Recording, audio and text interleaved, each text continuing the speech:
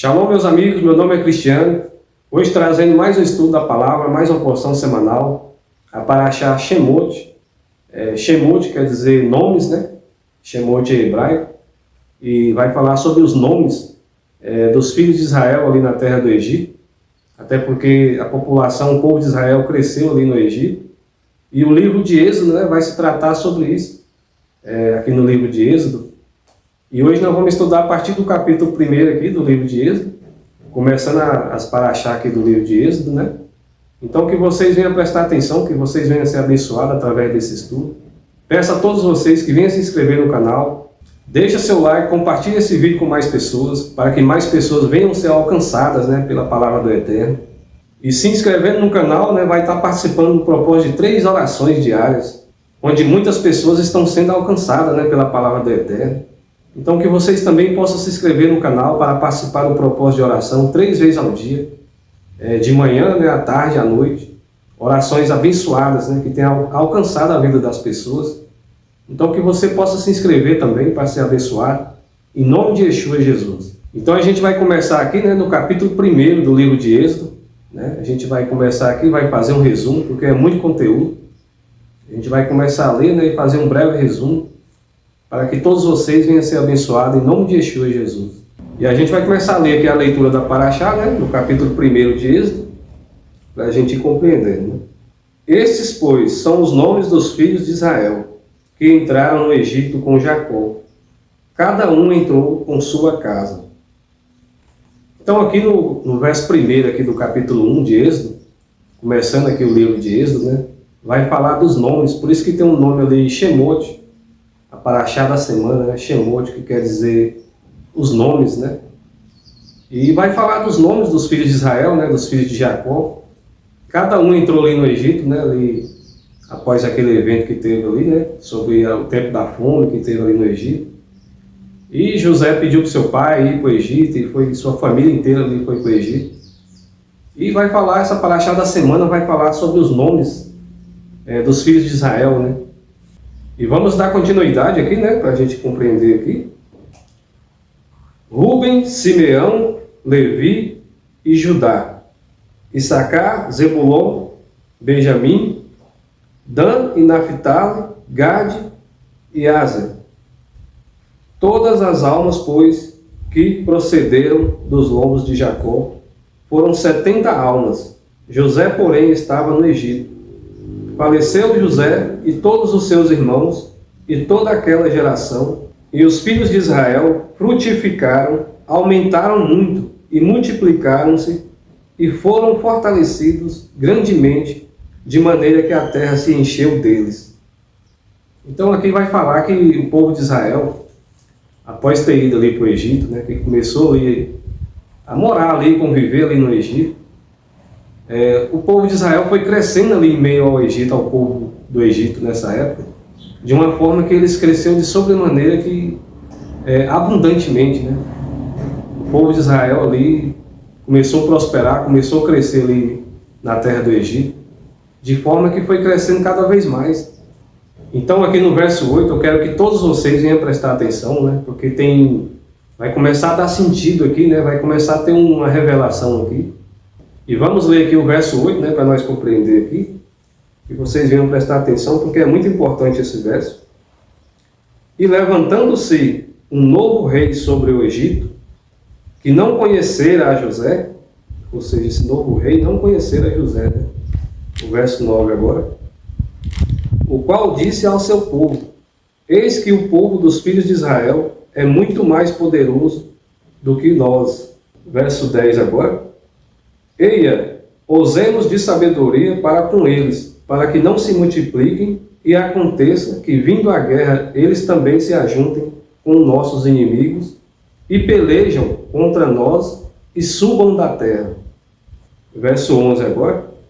E puseram sobre eles maiorais de tributos, ou seja, aumentou os tributos, né, para os afligirem com suas cargas, porque edificaram a Faraó as cidades armazéns, Pitom e Ramsés.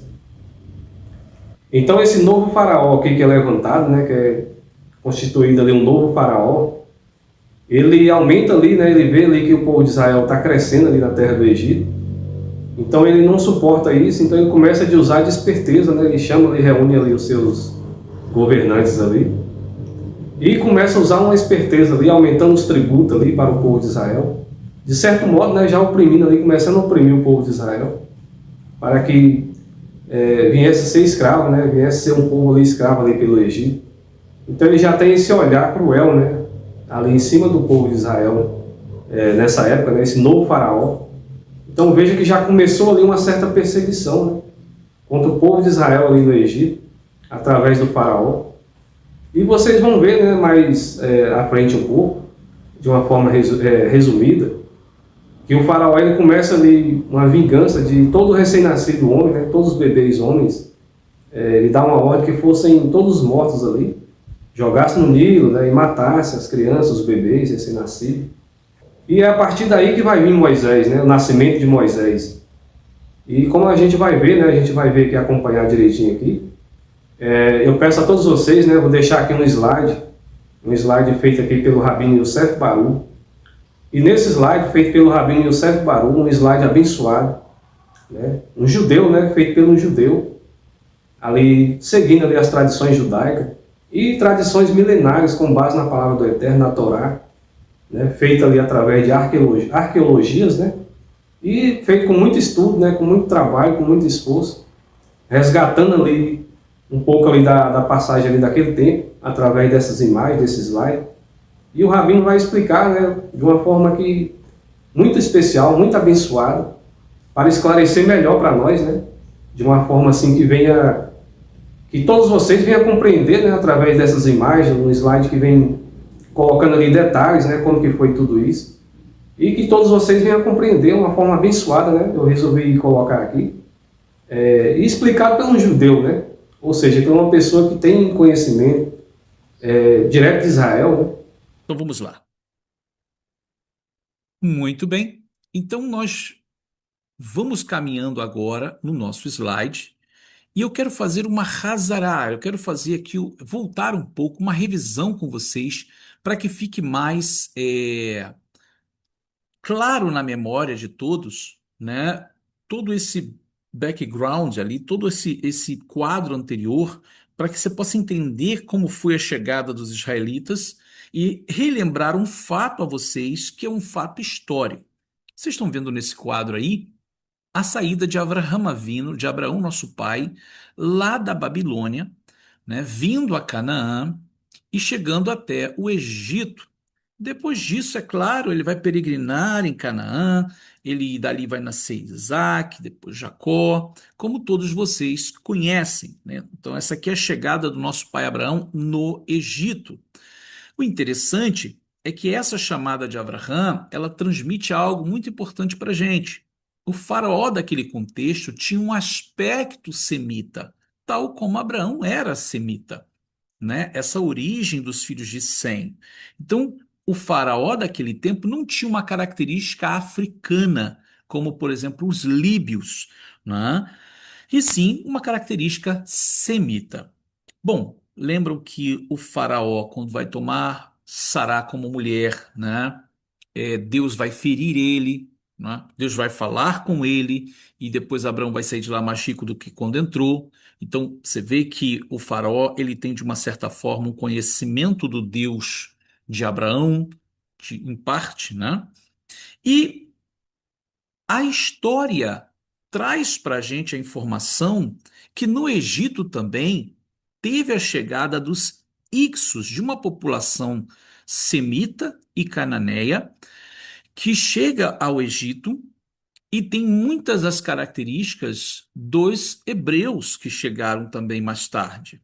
Porém, se pensava, e eu já compartilhei isso em um outro momento, se pensava que as figuras que eu vou mostrar aqui, as imagens dos achados arqueológicos, de esses semitas chegando ao Egito com roupas coloridas, trazendo animais, que não era um costume dos egípcios manipular os animais, mas esses que chegam, eles vêm trazendo animais como pastores, né? Essa característica mais cananeia, mais semita, se pensava que esses Ixos seria a família de Jacó quando desceu ao Egito na época de José. Porém, existe um dado histórico que diz que os Ixos, né, foram eles que levaram Baal, a divindade Baal, para o Egito.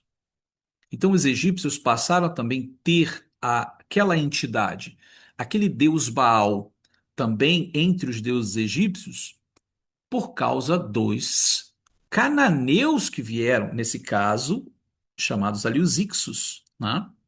Então, isso seria incoerente entender que o nosso pai Jacó, junto com sua família, trouxeram Baal para o Egito. Então, isso não se encaixava, não harmonizava tentar associar os Ixos aos filhos de Jacó e Jacó que chegaram ao Egito. Porém, entenderam, descobriram que realmente a ponte do momento em que os Ixos chegaram não foi quando Jacó desceu com seus filhos, e sim lá atrás, na época de Abraão. Então, eu vou trazer aqui um fato histórico, né, que é marcado pela arqueologia, do que aconteceu lá atrás. Então, a história marca para gente que aqui são os achados, as pinturas, né, mostrando uma característica bem parecida com a de Israel mesmo, né? Ou seja, as roupas coloridas, as pessoas de barbas, trazendo seus filhos em animais, né? Veja, então aqui existe, isso aqui é claro, está remasterizado, né? Ou seja, está revivido aqui a pintura. Existe essa pintura que mostra o faraó fazendo guerra, né? Você vê que o faraó tem uma característica diferente. Os egípcios, eles têm uma cor diferente, né? Você vê que é uma cor escura, uma cor mais expressando África, né? Você pode ver aqui, olha, as pessoas egípcias, e você vê os semitas aqui com roupas coloridas, né? Já com uma cor mais morena, não negra, né? Então, sim, houve uma guerra, e você vê esse faraó aqui com uma cor mais clara, né? Com uma cor mais clara.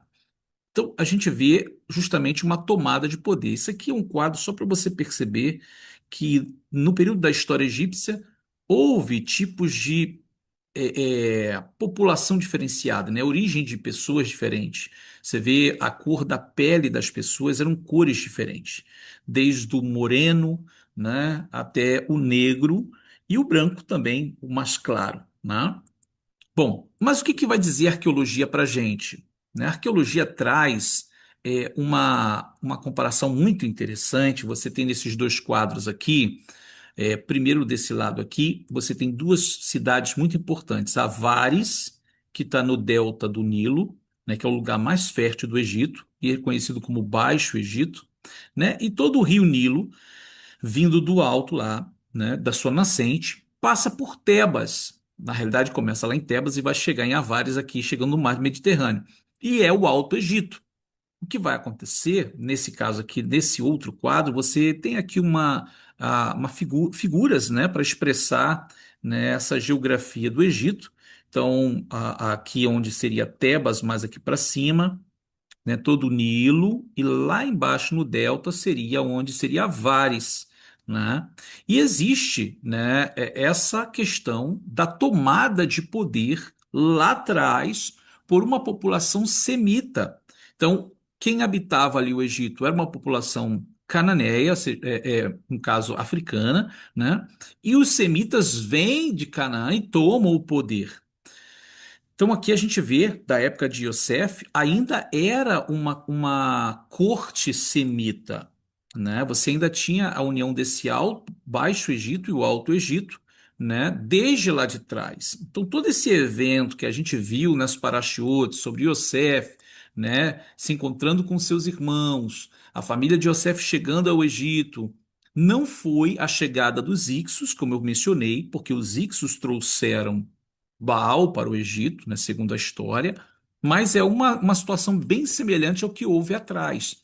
Mas o que houve atrás, nós vamos ver agora, né, nessa questão aqui da posição da família de Yosef entre os nobres, né, justamente isso que deu esse medo nesse novo faraó.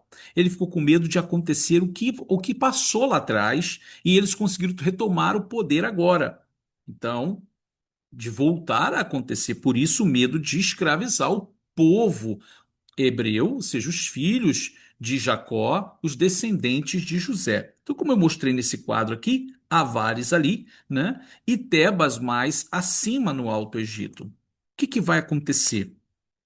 Foi descobertos, né, feito achados arqueológicos e se descobriu, né, aqui na para a gente mostrar aqui a região onde Yosef e sua família foram encontradas é, algumas escavações, nas escavações que foram feitas, é, provas de que ali havia uma população semita, né? E aqui eu trago para vocês aqui, olha, realmente um quadro da onde foram feitos esses achados arqueológicos, né? Justamente naquela região de Avares, lá onde a população hebreia ficou, né? Então você tem Pi-Ramsés, você tem vários lugares, esses aqui são os lugares, tá vendo? Dinastia Palácio, Dinastia Temple, e aí aqui eles colocam como que um templo de José, ou seja, como se fosse uma sepultura de José. Nós vamos ver aqui a reconstrução disso por computador, né? Justamente lá em Avares, né? Onde é o delta do Egito, justamente onde seria essa região que nós estamos vendo aqui, né? Então, olha, isso aqui é uma reprodução computadorizada, né? Ou seja, baseado nos achados, eles reproduziram o que seria esse pequeno palácio, que seria como a habitação de Yosef, junto às outras casas, né? E aqui vai haver várias sepulturas, inclusive uma que tem um formato de uma pirâmide, né, que seria o lugar aonde foi posto ali os restos mortais de Yosef e também seus irmãos sepultados aqui, né, nessas sepulturas que vocês estão vendo aqui, né. Todas elas têm o mesmo formato, umas maiores do que as outras, porém aqui, né, é aonde seria a sepultura de Yosef, num formato de pirâmide, claro, porque ele era o governante ali do Egito, né? E ali dentro dessa pirâmide foi encontrado o resto de uma estátua, né, que foi praticamente quase que vandalizada, e aqui é uma reprodução computadorizada, claro, como seria, né, a cabeça aqui, que nós vamos mostrar que está depredado, a roupa, né, foi feita aqui uma reconstrução, né, das cores, basicamente mais ou menos essa, né, e novamente olhando para essa imagem mais de perto, você vê aqui a reconstituição das cores, né? E aqui como seria a estátua que foi encontrada, já com o rosto desfigurado, como seria a imagem, né, dessa estátua, tá? Bom, voltando, né, à questão da região, né, onde seria, né, lá o Alto Egito e aqui o Baixo Egito, onde ficavam os israelitas, né? Como nós vimos aqui, vamos passar um pouquinho mais, entender agora o que aconteceu de fato, né, na época de Abraão e voltou, e aí, ou seja, agora o poder volta ao lugar. Então, o que você vê nesse mapa é a região de Canaã, né, e aqui é a região do Egito. O que aconteceu na época de Abraão? Na época de Abraão, os cananeus vieram e tomaram todo o Egito, né? Vieram aqui pelo Baixo Egito, dominaram as cidades importantes aqui, Avares, Mênfis, e vieram até tomar o Alto Egito, né? E eles passaram a governar. Esse é o período da época de Abraão, né, que Abraão chega lá, o Egito, o faraó é um semita. É também o Egito da época que José foi vendido, que a família de José desceu ao Egito. Só que o que acontece agora nessa paraxá? A paraxá vai dizer que vai surgir um novo faraó. E o que a arqueologia trouxe para a gente? Começa agora uma briga, né, uma guerra do Alto Egito contra o Baixo Egito. Ou seja, como se fosse uma população egípcia que agora se revolta para tentar tomar o poder de volta. E eles vão conseguir. É por isso que o novo faraó, ele não vai respeitar Yosef, né? Ou seja, ele não vai considerar Yosef, que era um semita. Agora, né, isso aqui são as imagens dos achados arqueológicos, esse seria o faraó daquele momento, né, que foi executado. Então você tem uma tomada de poder, um novo faraó surge no cenário, e é interessante porque eles trazem o nome de Akmose, né? Então ele vai tomar o poder. Aqui você tem os outros faraós, Ahmoses, né? Acmoses, Ahmoses e Tutmoses. E junta o Alto Egito e o Baixo Egito num poder só, né? Por essa coroa aqui faraônica, né? Juntando o Baixo Egito, né? Como vocês viram aqui, ó, o Baixo Egito e o Alto Egito num poder, num governo só. Então agora vem a escravidão e aí você fica, é mais fácil de você entender o porquê que o novo faraó, o novo rei, não respeitou a família de Iosef, que tinha um prestígio muito grande, né? Bom, então ele vai impor a escravidão, ele vai impor a servidão sobre os filhos de Israel. A grande questão é que quanto mais ele impunha essa escravidão, mais o povo se desenvolvia, mais o povo crescia. E é interessante porque ele vai selecionar, né, ele vai ver que não está adiantando, então ele vai dar uma ordem para que todo bebê que nascesse, algumas parteiras contratadas pela corte do faraó, elas deveriam matar se fosse um menino, né? Então, deixar só as meninas vivas. E se fosse um menino, deveria matá-lo ali mesmo na hora que estivesse nascendo. E segundo a tradição judaica, vou trazer uma, segundo a tradição judaica, haviam duas parteiras que comandavam, né, toda essa parte do nascimento das crianças, que era Sifrá e Puá, né, são os dois termos que é dado na tradição judaica. E Sifrá e Puá seria, segundo a tradição judaica, Miriam e a mãe dela, Joquebed, que vai ser a mãe de Moisés, né? E elas, por temor a Deus, elas não matavam os bebês que eram meninos, tá? E por causa disso, Deus deu a elas uma posição muito excelente. Inclusive, o texto da Torá vai dizer uma posição de castas, né? Ou seja, deu fertilidade para elas também. O faraó chama elas e vai dizer: olha, não está funcionando isso. E por causa disso, o faraó vai dar a sentença de se matar todos os bebês, né? Que eram meninos, e vai haver uma grande matança no Egito, um grande extermínio, muitos bebês assassinados, mortos a espadas, a facas e outros jogados no Nilo para os crocodilos comerem. Uma grande desgraça se abateu sobre a população judaica, os hebreus no Egito, e um grande clamor. Então ficou proibido a partir de então, né, qualquer mulher que tivesse um filho, esse filho teria que morrer. Só as meninas podiam permanecer vivas. E é aí, né, que nós vamos, na continuação da história, ver como vai acontecer com Moisés, né? Vai nascer Moisés nessa família, que é uma família levita, a família de Amram e Yocheved, né? Eles são filhos de Levi, e já tinha Aharon, e depois também Miriam, e agora nasce Moisés. Ou seja, e Moisés, que era um menino, já estava debaixo dessa ameaça, né? No meio de toda essa escravidão, né?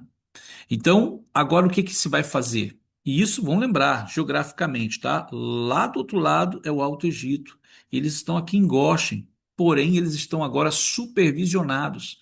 Há olhares egípcios por todo lado, né, fazendo esse trabalho escravo, trazendo sofrimento para eles, tá? Então, a morte dos primogênitos que vai acontecer aqui nesse lugar, né, especialmente, né, onde vai ser também registrado por é, achados arqueológicos que vão descobrir, e os bebês são ordenados nessa sentença, nasce Moisés. E quando Moisés nasce, né, a Torá diz que alguma coisa diferente estava em Moisés, né? Eles entenderam que era algo diferente, entenderam que Moisés tinha algo de Deus, né? Segundo a tradição, Moisés teria nascido circuncidado. Por isso que eles viram que era, e viu que era bom, né? Então, essa palavra kitov seria uma indicação de que ele nasceu circuncidado. O que vai acontecer é que Joquebede vai ter uma ideia que é muito estranha, mas é o que vai salvar Moisés.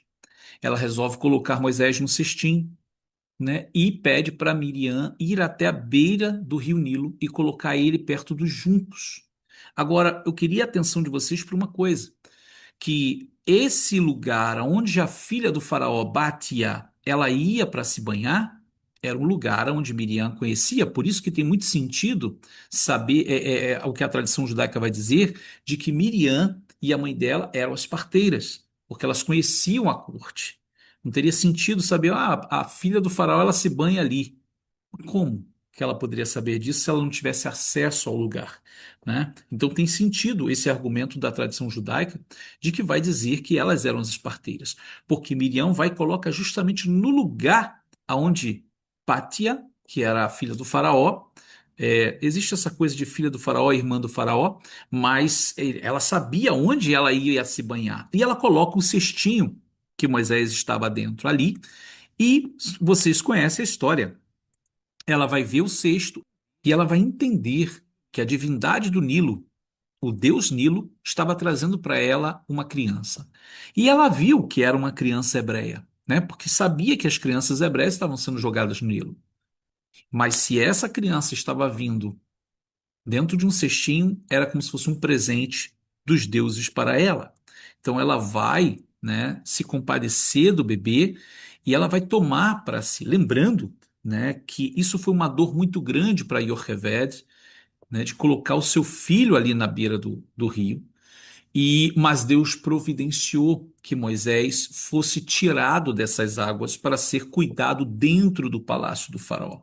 Essa é a razão pela qual, quando é encontrado pela filha do faraó, ela vai colocar o nome dele, né, de Moses. No caso, vai vir para o hebraico como Moshe, que é um nome egípcio, embora aqui já está a pronúncia hebraica, Moshe, porém, tudo indica, né, que vem justamente, quer dizer tirado das águas, mas tudo indica que vem justamente desses nomes dos faraós, né, daquele tempo. Akmose, Ahmose, Tutmose e, no caso, o nome dele, Mose, né, em egípcio. Né?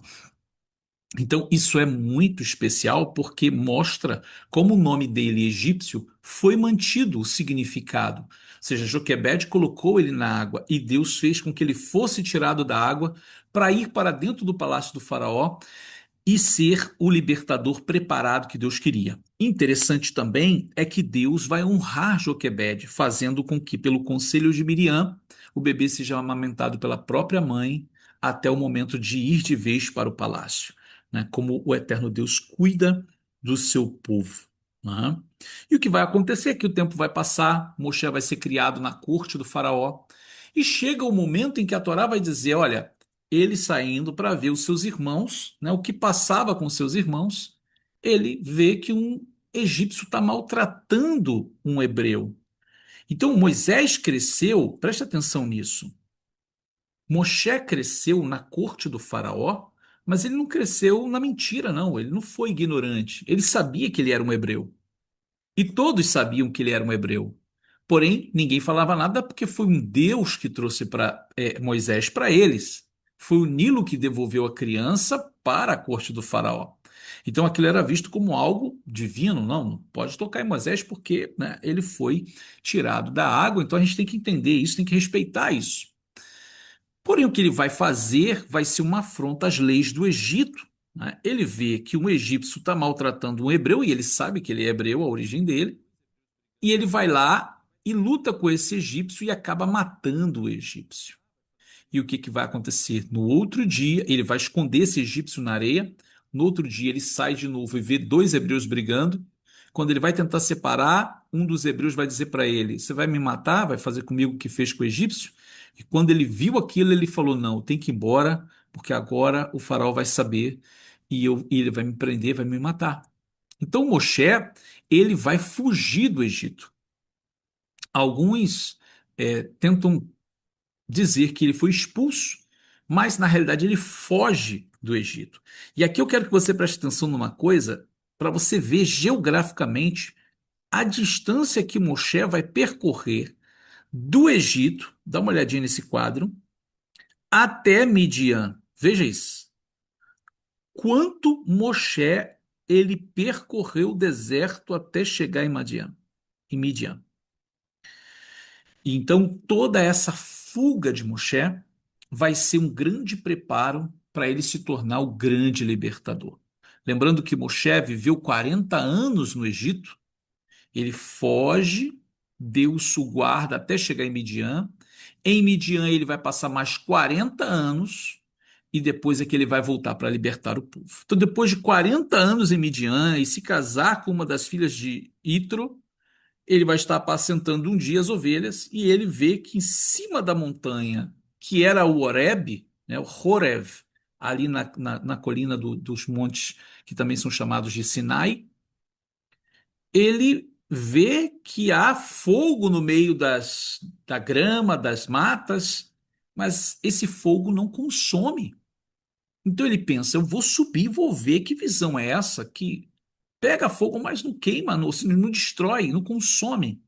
E quando ele sobe, que ele chega lá em cima, que ele vê uma sarça, um arbusto pegando fogo, ele se aproxima e ouve a voz de Hashem, a voz de Deus, através do anjo de Adonai, né? O anjo vai dizer assim: Eu sou o Deus de teu pai Abraão, Isaque e Jacó. Tire a sandália dos pés, porque o lugar em que tu estás é terra santa. Ele vai tirar as sandálias dos pés.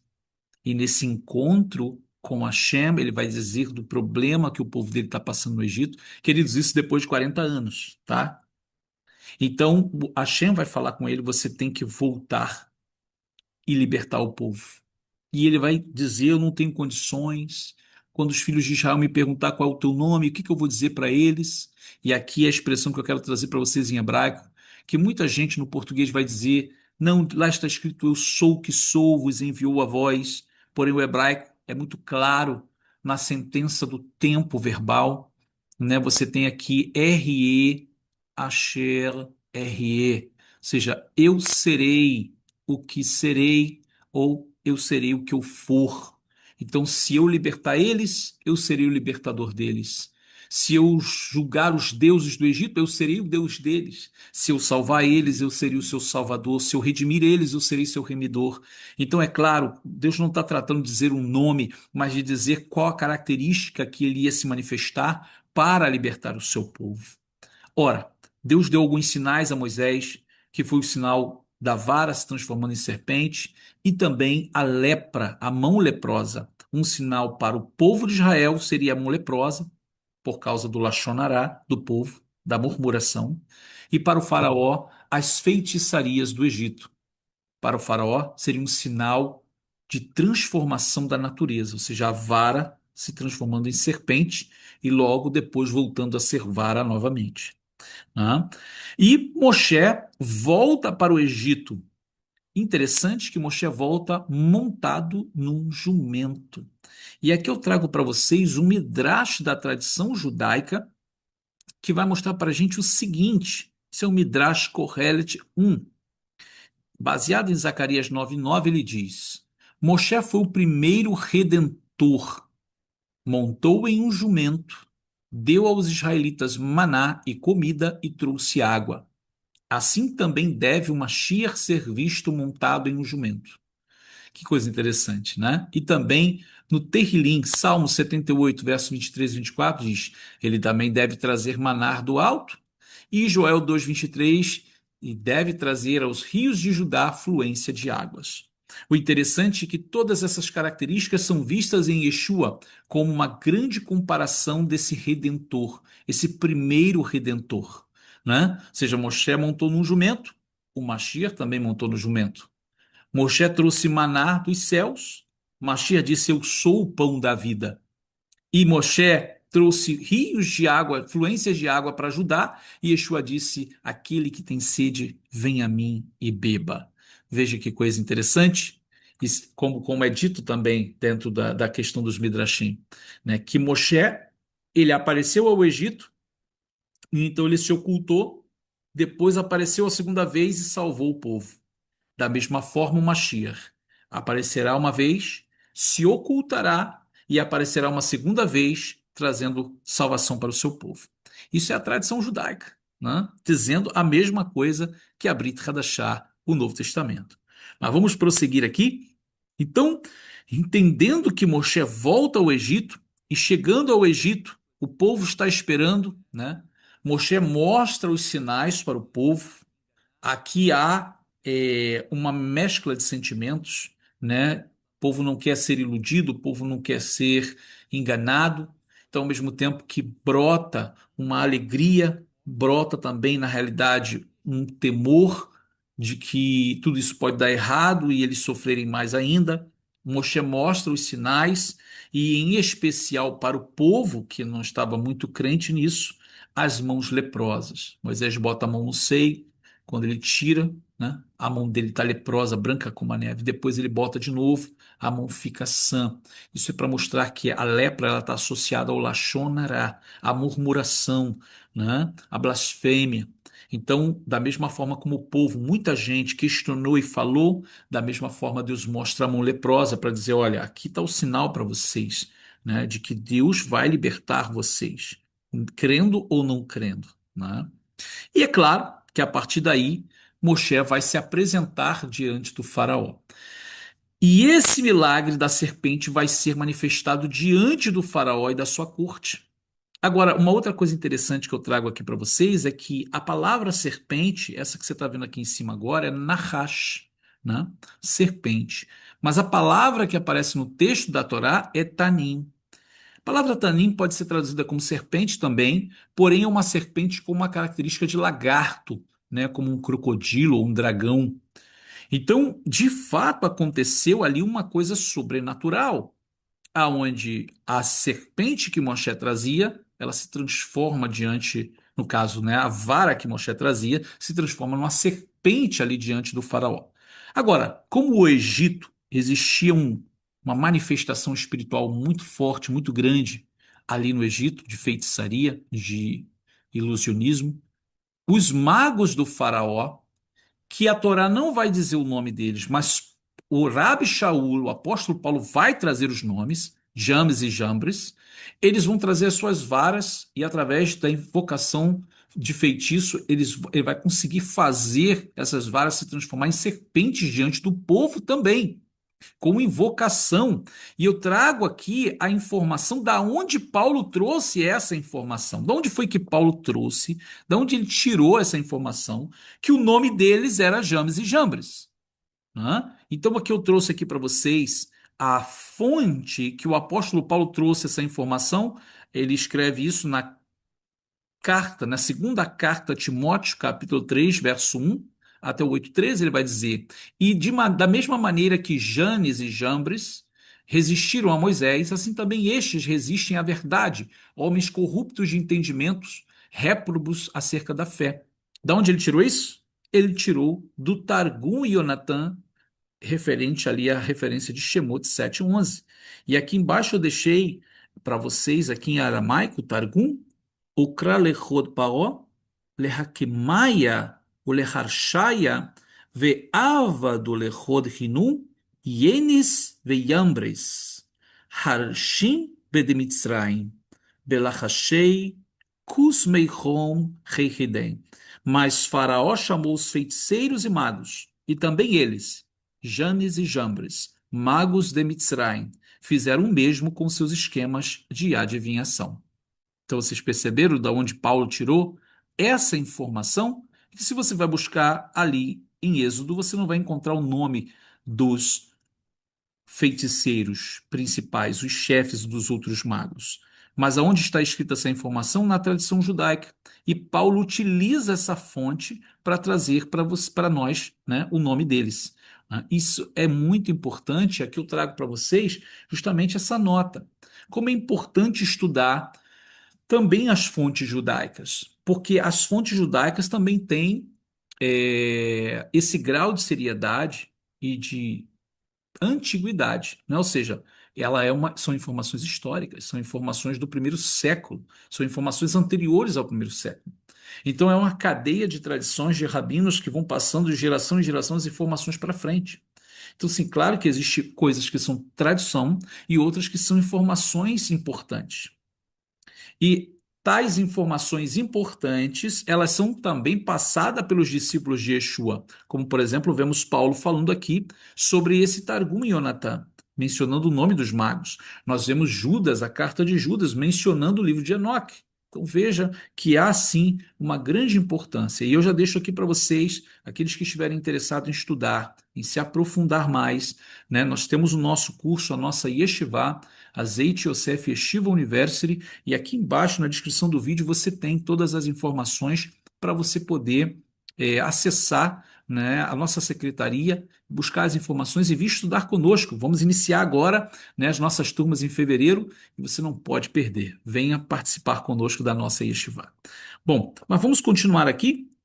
Então, diante do faraó, né, e diante dos magos que vão também fazer essa mesma reprodução de milagre diante da corte do faraó, Deus está escrito na Torá que a vara de Moisés engoliu as varas dos magos. Interessante que não diz que a serpente de Moisés engoliu a serpente dos magos, mas ele diz que a vara de Moisés é como se a serpente já tivesse tornado vara e depois a vara engoliu as outras varas. Olha, queridos, nós estamos vivendo aqui um momento muito espiritual, né? E eu não duvido de nada. A tradição diz que o milagre foi maior. A vara engoliu as outras varas, mas vamos deixar assim, né? Eu entendo que Deus é poderoso para fazer qualquer coisa. E aqui, quando Moisés vai dizer para o faraó, assim disse Adonai, né? Amar Adonai, shlach et ami, envia meu povo. O faraó vai fazer essa pergunta: Mihu Adonai, quem é Adonai? É como dizer assim: eu tenho vários deuses aqui, eu também sou um Deus. Agora, quem é Adonai para que eu possa obedecê-lo? Né? Ele está aqui no panteão dos deuses. Então, quando a gente olha para a quantidade de deuses egípcios, o faraó não conhecia Hashem, o faraó não conhecia Adonai, não conhecia o Deus dos hebreus. Né? Quem é ele para que eu obedeça? E o próprio faraó era considerado, né, aqui como o Horus, né, que representava o Ra, né, o deus Ra, ele era associado ao sol, o próprio faraó. Então, quem é ele? Quem é Adonai para que eu possa deixar o povo ir? Lamentavelmente, o faraó vai duplicar o trabalho do povo e nessa duplica, ou seja, quando ele duplica, né, quando ele dobra o sofrimento, o povo vai questionar, o povo vai murmurar. E Moisés vai falar com Hashem, Moisés vai dizer: Senhor, eu vim para libertar o povo e agora o povo está sofrendo mais. Então Hashem vai comunicar a Moisés, Hashem vai compartilhar com Moisés, dizer para ele assim: olha, o faraó realmente. Na realidade, Hashem já tinha falado isso no Monte Sinai para Moisés. Ou seja, o faraó, na realidade, não vai deixar o povo ir e eu vou estender a minha mão e eu vou trazer os meus sinais na terra do Egito. E aí todos vão saber que eu enviei você.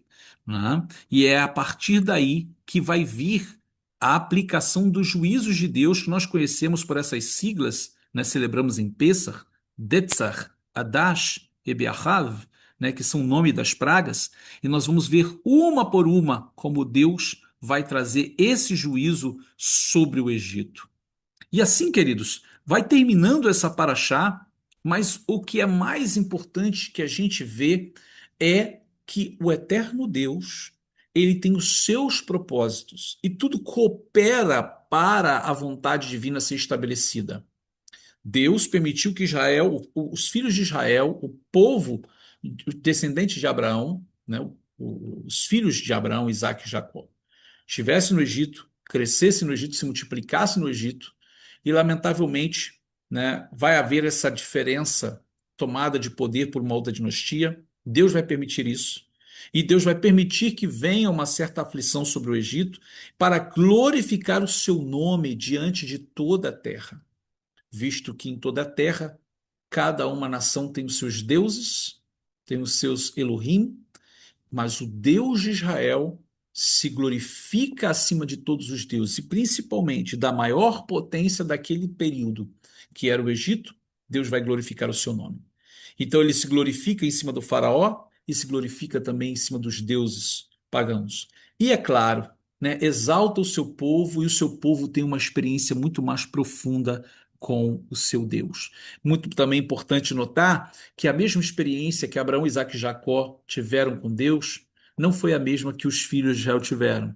Então é sempre assim, Deus ele trabalha de forma diferenciada com gerações diferentes, com pessoas diferentes.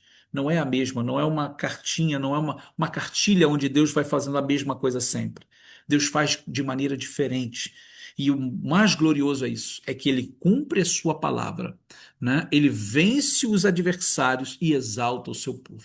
No tempo certo e na hora certa, a palavra de Deus se cumpre. Deus não é pego de surpresa em lugar nenhum, né? Mas o seu propósito não pode ser impedido. Então, voltando aqui para o vídeo, né, espero que todos vocês aí tenham acompanhado aí esse slide aí e que todos vocês possam ter aprendido um pouco mais, além da história, né, do que está na Palavra do Eterno, e um pouco mais ali através das imagens que foi passada aí. Como que foi tudo isso, como que foi ali o povo de Israel ali no Egito, né, de uma forma bem explicada, né, pelo nosso Rabino Yosef Baruch. E desde cá já deixo o meu aviso, né, que vocês possam ir pesquisar no YouTube, né, e o canal aí do nosso Rabino Yosef Baruch, Congregação Israelita Beit Shalom e Ministério Ensinando de Sião, Ministério Abençoado. Todos esses canais, né, vêm trazendo aí o contexto judaico, a forma original de ser, a forma original de compreender a Palavra do Eterno e de estudar a Palavra do Eterno.